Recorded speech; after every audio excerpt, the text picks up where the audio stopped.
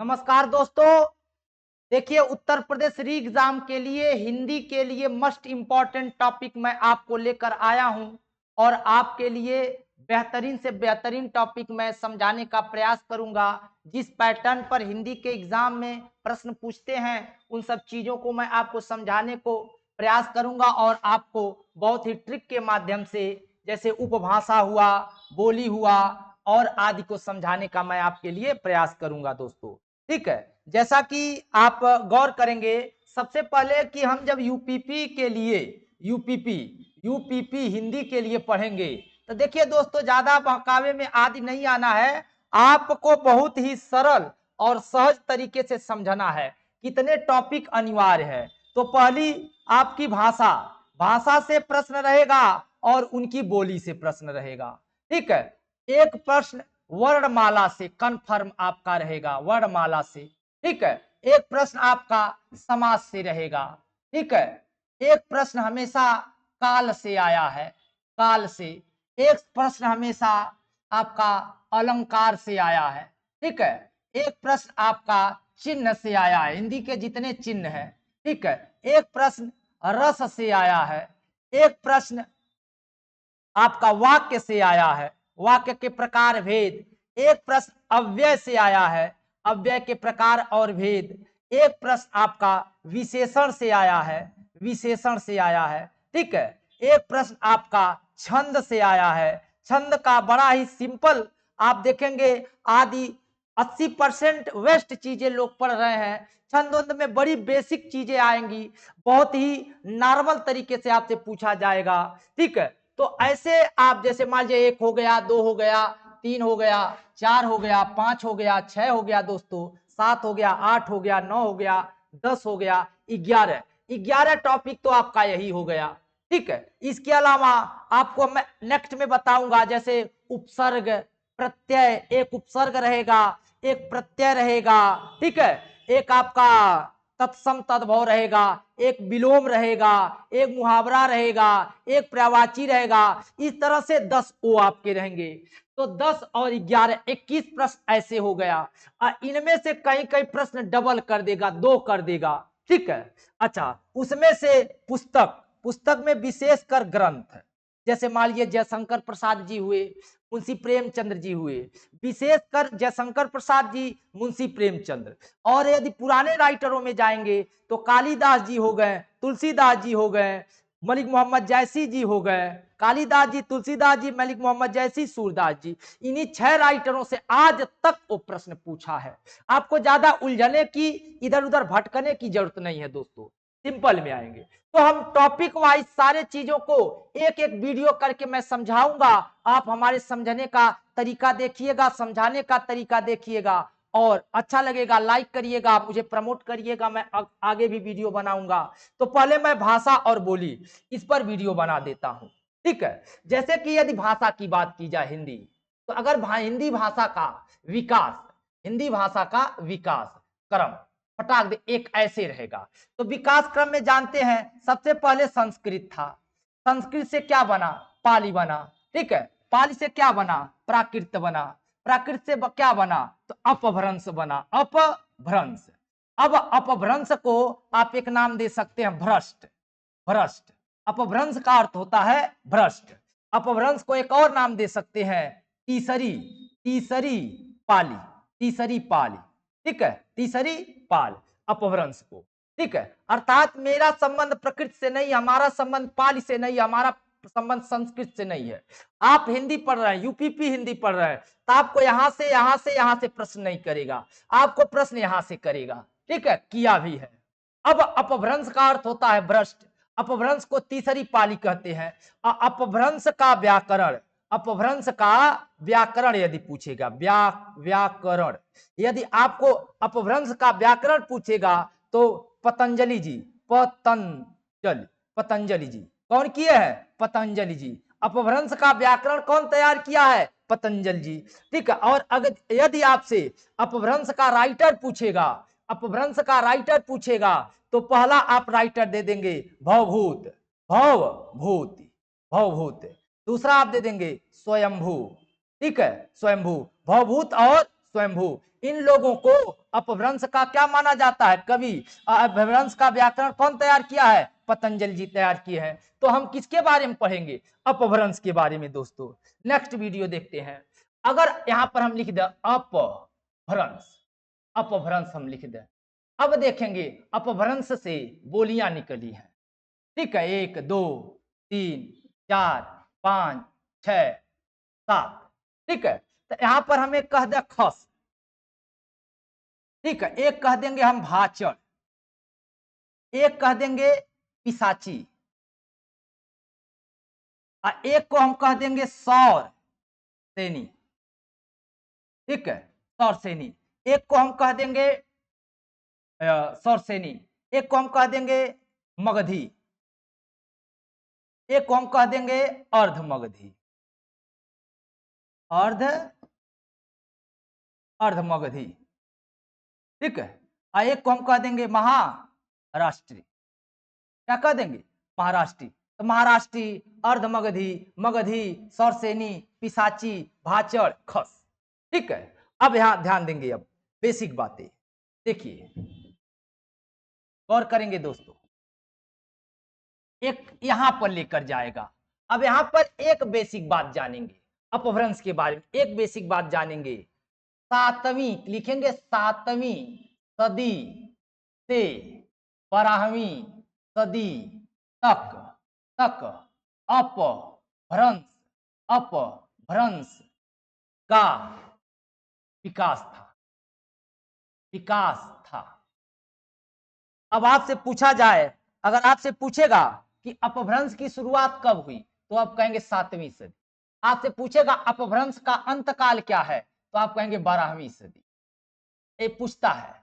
अपभ्रंश के कवि कौन है? तो स्वयंभू है। ठीक है, और विकास था। ठीक है, एक ज्ञान देखिए। अपभ्रंश का अर्थ क्या होता है? तो आप कहेंगे भ्रष्ट। क्या होता है? भ्रष्ट। अपभ्रंश से कौन पैदा हुआ? तो आप कहेंगे अपभ्रंश से खस पैदा हुई। अपभ्रंश से कौन पैदा हुई?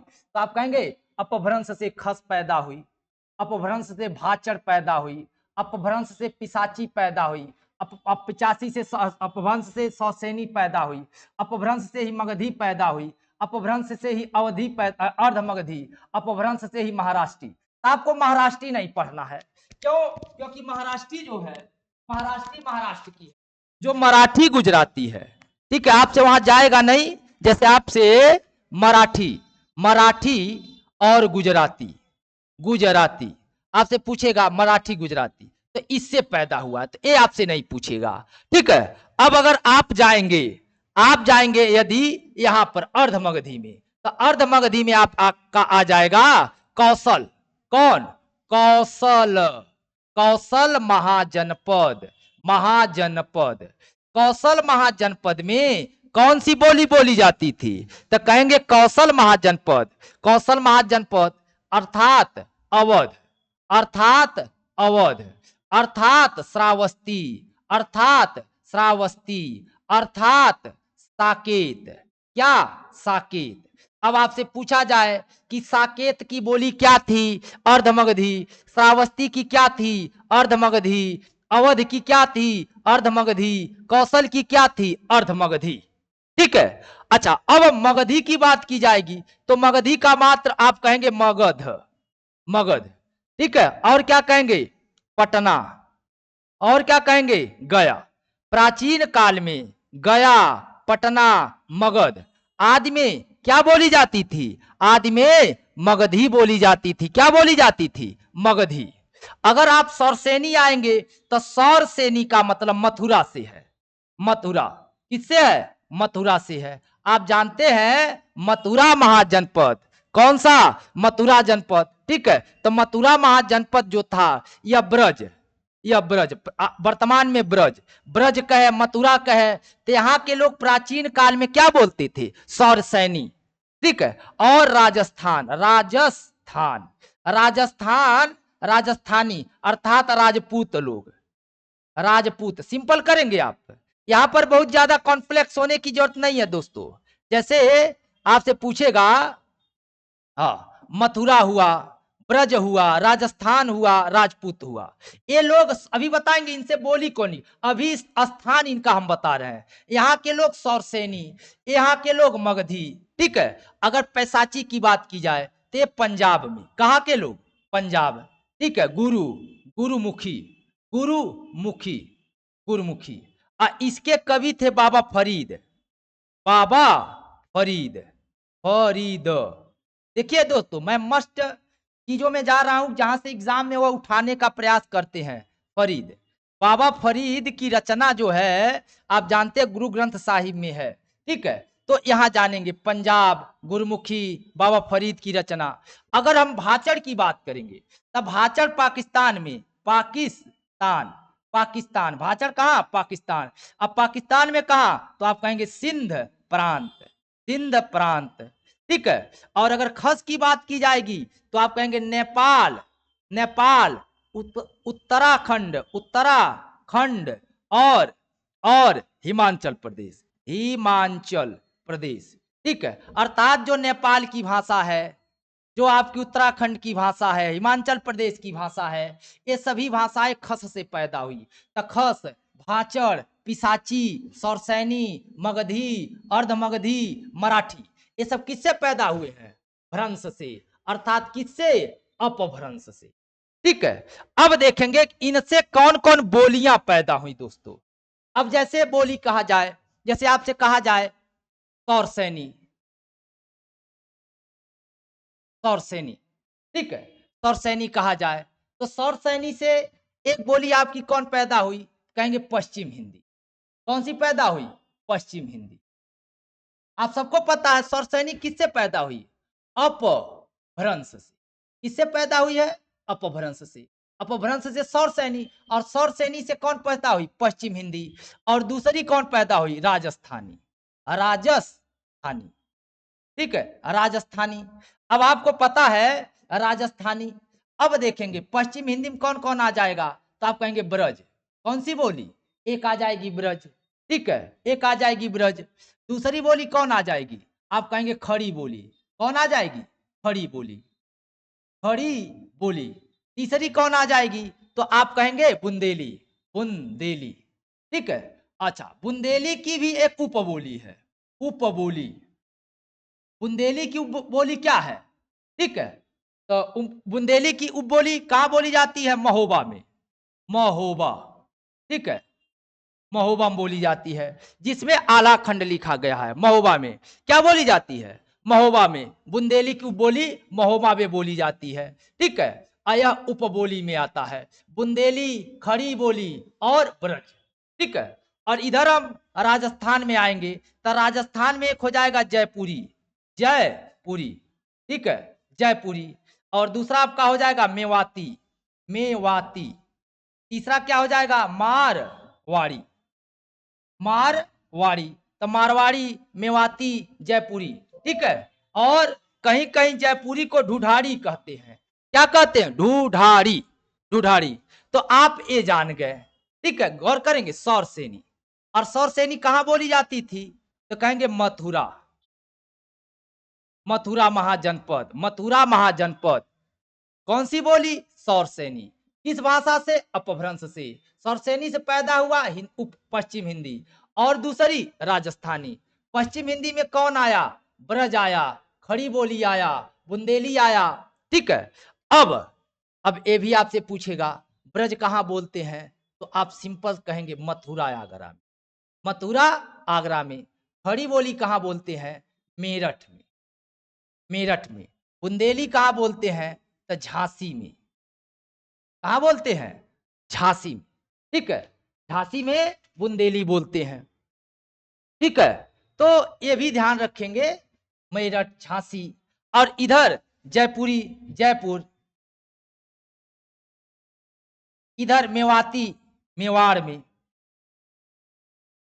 मेवाड़ी। और मारवाड़ी, मारवाड़ में, मारवाड़, ठीक है, मारवाड़। ते राजस्थानी और पश्चिम हिंदी की बोली हो गई, ठीक है। अब नेक्स्ट ध्यान देंगे, अब थोड़ा सा हम यहाँ चर्चा खड़ी बोली पर करेंगे। खड़ी बोली, खड़ी बोली। यदि खड़ी बोली पर चर्चा की जाए तो आप ध्यान देंगे खड़ी बोली दिल्ली में बोली जाती है, खड़ी बोली हरियाणा में बोली जाती है, हरियाणा। अखड़िया बोली पश्चिम यूपी, पश्चिम यूपी विशेषकर मेरठ में बोली जाती है। ठीक है, अब देखिए मेरठ में जो खड़ी बोली बोली जाती है उसे हम कौरवी बोलते हैं। क्या बोलते हैं? कौरवी। ध्यान देंगे, मेरठ में जो खड़ी बोली बोली जाएगी उसे हम कौरवी बोलेंगे, और हरियाणा में जो खड़ी बोली बोली जाएगी, जो हरियाणा में, ठीक है, उसे हम बांगरू बोलेंगे, बांगरू। क्या बोलेंगे? बांगरू बोलेंगे। और दिल्ली में जो खड़ी बोली बोली जाएगी उसे हम बोलेंगे पुरानी हिंदी, पुरानी हिंदी। ठीक है, अब आपसे पूछे पुरानी हिंदी कहाँ बोली जाती है, तो दिल्ली में। बांगरू कहाँ बोली जाती है? हरियाणा में। कौरवी कहाँ बोली जाती है? मेरठ में। या डायरेक्ट आपका मेरठ खड़ी बोली दे सकता है। अच्छा, मेरठ का खड़ी बोली का एक और नाम है सर हिंदी, सर हिंदी। खड़ी बोली का एक और नाम क्या है? सर हिंदी। खड़ी बोली का एक और नाम है हिंदुस्तानी, हिंदुस्तानी। खड़ी बोली में एक और क्या है? हिंदुस्तानी। अगर पूछा जाए खड़ी बोली में रचना, खड़ी बोली में रचना, तो कहेंगे अमीर, अमीर खुसरो। क्या कह देंगे? अमीर खुसरो कह दीजिएगा। ठीक है, और अगर कहेंगे खड़ी बोली में गद्य रचना, खड़ी बोली में, खड़ी बोली, खड़ी बोली में गद्य, गद्य रचना, तो आप क्या कह देंगे? आप कह देंगे भारतेंदु, भारतेंदु, भारतेंदु हरिश्चंद्र। आप क्या कह देंगे? भारतेंदु हरिश्चंद्र। खड़ी बोली में गद्य रचना कौन किए हैं? तो भारतेंदु हरिश्चंद्र। और खड़ी बोली में रचना कौन किए हैं? अमीर खुसरो किए हैं। तो ये रहा खड़ी बोली से जी के। और यदि आपसे पूछेगा खड़ी बोली का प्रथम महाकाव्य, अगर बोलेगा खड़ी बोली का महाकाव्य, महाकाव्य, खड़ी बोली का महाकाव्य कहेगा तो आप कहेंगे प्रिय प्रवास, प्रिय प्रवास। ये सब चीजें पूछा है दोस्तों एग्जामों में। क्या कहेंगे? प्रिय प्रवास। और कौन लिखे हैं? अयोध्या, अयोध्या उपाध्याय, उपाध्याय। इन्हें हम हरिऔध भी बोलते हैं, हरिऔध जी। तो अयोध्या उपाध्याय जी कौन सी किताब? प्रिय प्रवास। किसमें लिखे हैं? खड़ी बोली में लिखे हैं। भारतेंदु हरिश्चंद्र खड़ी बोली में गद्य लिखे हैं। अमीर खुसरो खड़ी बोली में कविताएं लिखे हैं। ठीक है, तो इन सब चीजों पर गौर करेंगे। क्या हुआ? हो गया खड़ी बोली। चलिए नेक्स्ट चालू कर दीजिए। नेक्स्ट हम देखते हैं, अब हम आ जाएंगे मान लीजिए बिहार में। हम आ गए बिहार में। बिहार, तो आपसे पूछेगा बिहार में, तो देखिए बिहार में मगधी, मगधी, मगधी किससे? तो आप क्या कहेंगे? अपभ्रंश से, अपभ्रंश। अब आपसे पूछे जाएगा अपभ्रंश से कौन बोली गई? मगधी। अब पूछा जाए मगधी कहां, तो आप कहेंगे बिहार में, बिहार। अब मगधी से कौन पैदा हुआ, तो आप कहेंगे बिहारी, बिहारी हिंदी। आप क्या कहेंगे? बिहारी हिंदी। अब पूछा जाए कि बिहारी हिंदी, बिहारी, बिहारी हिंदी में कितने भेद रहेंगे, तो आप कहेंगे बिहारी हिंदी में पहला हो जाएगा मगही, मगही। दूसरा आप कह देंगे भोजपुरी, भोजपुरी, भोजपुरी। ठीक है, और तीसरा आप क्या कह देंगे? तीसरा आप कह देंगे मैथिली, मैथिली। ठीक है, मैथिली। अब यहां पर गौर करेंगे मगही कहां बोली जाती है, तो आप कहेंगे पटना और गया, पटना गया। भोजपुरी, तो आप कहेंगे भोजपुर, भोजपुर। अब प्लस पश्चिम बिहार, पश्चिम बिहार, भोजपुर प्लस पश्चिम बिहार। अब मैथिली कहेगा, कहेंगे नेपाल, अब प्लस बिहार। नेपाल बिहार का जो बॉर्डर है वहां बोली जाती है।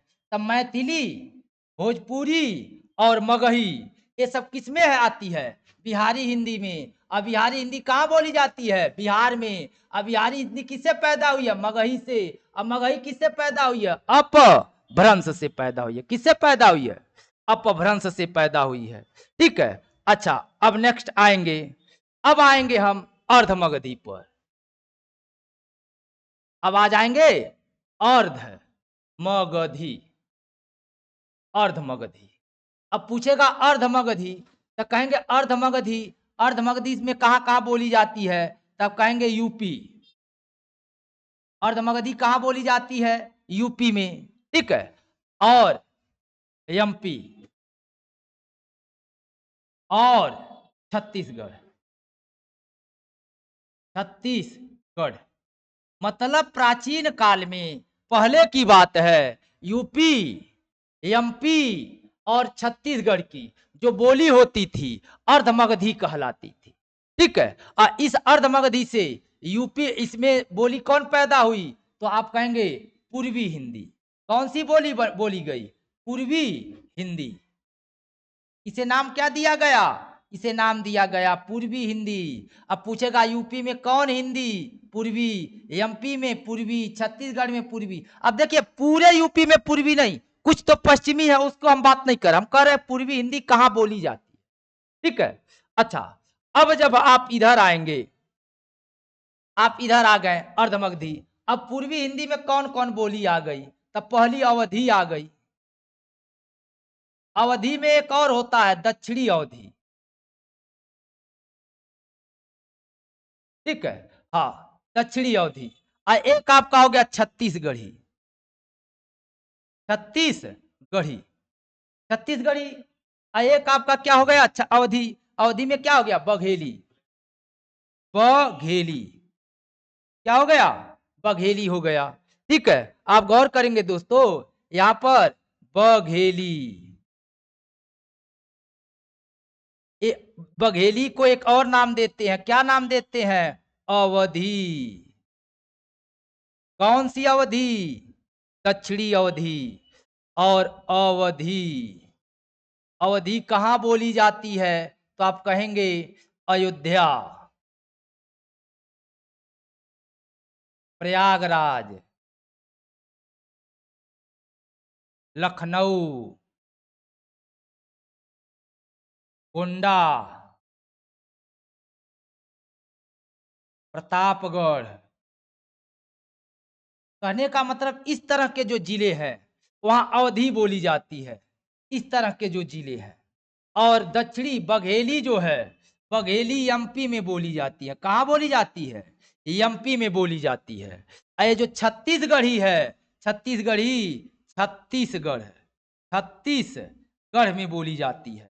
और एक चीज और ध्यान रखेंगे, ये जो छत्तीसगढ़ी है, इसका, इसका अपना, इसका अपना क्या है? लिपि है। इसका अपना क्या है? लिपि है। और साहित्य है, और साहित्य है। कहने का मतलब छत्तीसगढ़ी जो है, छत्तीसगढ़ी हिंदी की ही है। देखिए छत्तीसगढ़ी जो है, ठीक है, छत्तीसगढ़ी, ठीक है, छत्तीसगढ़ी किसकी है? हिंदी की है। तो छत्तीसगढ़ी का इसका अपना क्या है? लिपि है और साहित्य है। देखिए हिंदी का एक बोली जो मैथिली है, मैथिली को 22 भाषाओं में दर्जा भी प्राप्त है, एग्जाम में पूछता है। और दूसरा, हिंदी का एकमात्र बोली छत्तीसगढ़ी है जिसका अपनी लिपि है। आप जानते हैं हिंदी की भी अपनी लिपि है, उसकी अपनी अलग लिपि है, लेकिन आती है हिंदी में है। तो छत्तीसगढ़ी किस हिंदी में आती है? अर्धमगधी में आती है। और किस हिंदी में? पूर्वी हिंदी में। अवधि किस में आती है? पूर्वी हिंदी में। बघेली किस में आती है? पूर्वी हिंदी में। ठीक है दोस्तों। अच्छा, अब आ जाएगा पहाड़ी हिंदी। अब जैसे आपको कहा जाए खस, खस, तो खस हिंदी से क्या पैदा हुआ? तो कहेंगे पहाड़ी। क्या पैदा हुआ? पहाड़ी हिंदी। क्या पैदा हुआ? पहाड़ी हिंदी। अब कहेगा पहाड़ी हिंदी कहां बोली जाती है? तो आप कहेंगे उत्तराखंड। पहाड़ी हिंदी कहां बोली जाती है? उत्तराखंड। दूसरा क्या कह देंगे? हिमाचल प्रदेश, हिमाचल प्रदेश, हिमाचल प्रदेश, हिमाचल, हिमाचल हिमाचल प्रदेश, और तीसरा नेपाल में, तीसरा नेपाल में। ठीक है, इसकी दो बोलियां कौन कौन है? तो आप कहेंगे गढ़वाली, एक है गढ़वाली और एक है कुमायूनी। तीसरा क्या है? कुमायूनी, कुमायूनी। और तीसरा नेपाली, नेपाली। ठीक है, नेपाली, नेपाली हालांकि अब अपना स्वयं का राष्ट्रीय भाषा है अलग देश की, लेकिन आप गौर करेंगे यहाँ पर नेपाली, कुमाऊनी और गढ़वाली, ये दोनों उत्तराखंड हिमाचल प्रदेश में बोली जाती है। पहाड़ है, ये खस से पैदा हुई है। किससे पैदा हुई है? खस। और खस किससे पैदा हुई है? तो आपको पता ही है, अपभ्रंश से। मतलब सबका अपना लिंक जाके संस्कृत से ही जुट रहा है। ऐसे हम पहाड़ी हिंदी कहते हैं। कहाँ कहाँ बोली जाती है? उत्तराखंड में, हिमाचल प्रदेश में और नेपाल में। ठीक है, अब देखेंगे, अगर हम क्लियर तौर पर कहें, अगर हम आगे देखेंगे, अब कहेंगे अगर कहा जाए भाषा, अगर कहा जाए भाषा, तो भाषा क्या है? हिंदी है। भाषा क्या है? ठीक है, अगर कहा जाए उपभाषा, उपभाषा, उपभाषा, तो आप कहेंगे उपभाषा हमारे कितने हैं? 5। अगर कहा जाए बोली, अगर पूछा जाए हिंदी की बोली, तो आप कहेंगे 18। हिंदी में कितनी बोली है? 18। हिंदी में कितनी भाषा है? 5। और हिंदी स्वयं अपना भाषा है। ठीक है, अब यहां पर देखेंगे, अब हमने अभी आपको बताया था, एक बार यहां देख लेंगे, थोड़ा सा 2 3 4 5। अब जैसे बिहारी, ठीक है, क्या हुआ? ठीक है, दूसरा क्या हो जाएगा? पश्चिमी हिंदी। तीसरा क्या हो जाएगा? पूर्वी हिंदी। चौथा क्या हो जाएगा? राजस्थानी हिंदी। अगला क्या हो जाएगा? पहाड़ी हिंदी। ठीक है, हाँ। अब यहां पर गौर करेंगे, बिहारी हिंदी में जानी गए भोजपुरी। दूसरा क्या हो गया? मगधी। तीसरा क्या होगा? मैथिली। अब आप ध्यान देंगे, मैथिली के विद्यापति हैं। अगर आपसे पूछेगा मैथिली के कवि कौन है? विद्यापति हैं। अब भोजपुरी के कौन है? तो कहेंगे भिखारी, भिखारी ठाकुर, भिखारी ठाकुर। और यदि बात पश्चिमी हिंदी की जाए, तो पश्चिम हिंदी की बोली में आप जान ही रहे हैं, एक आ गया ब्रज, एक आ गया खड़ी बोली, और आपका क्या हो गया? बुंदेली, और क्या हो जाएगा? बांगरू। ये सब किस में आ जाएंगे? ये सब आ जाएंगे पश्चिमी हिंदी में। अब पूर्वी हिंदी में अभी आपको पता ही है, अवधी, दक्षिणी अवधी, दक्षिणी अवधी जिसे हम क्या बोलते हैं? बघेली, एमपी में बोली जाती है। छत्तीसगढ़ी, छत्तीसगढ़ी। ठीक है, हाँ। राजस्थानी में जान गए जयपुरी, मेवाती, मारवाड़ी। ठीक है, मारवाड़ी। पहाड़ी हिंदी में गढ़वाली, कुमायूनी। तो ये सब क्या होगा? हिंदी की बोलियां। ठीक है, ये सब हिंदी की क्या हो गई? बोलियां। ये सब हिंदी की बोलियां हैं, ये सब हिंदी की बोलियां हैं। ठीक है, और ये हिंदी की उपभाषा है। हिंदी की क्या है? उपभाषा है 5। और हिंदी एक भाषा है दोस्तों। चलिए ठीक है दोस्तों, थोड़ा सा हम फास्ट समझाने का, चूंकि चैप्टर लंबा ही है इसको, क्योंकि इसमें भाषा भी कवर करना है, बोली भी, क्षेत्र भी, तो एक्सप्लेन करने में टाइम लगा, लेकिन ये जानकारी मस्ट इंपॉर्टेंट है। ठीक है, तब तक के लिए नमस्कार, धन्यवाद।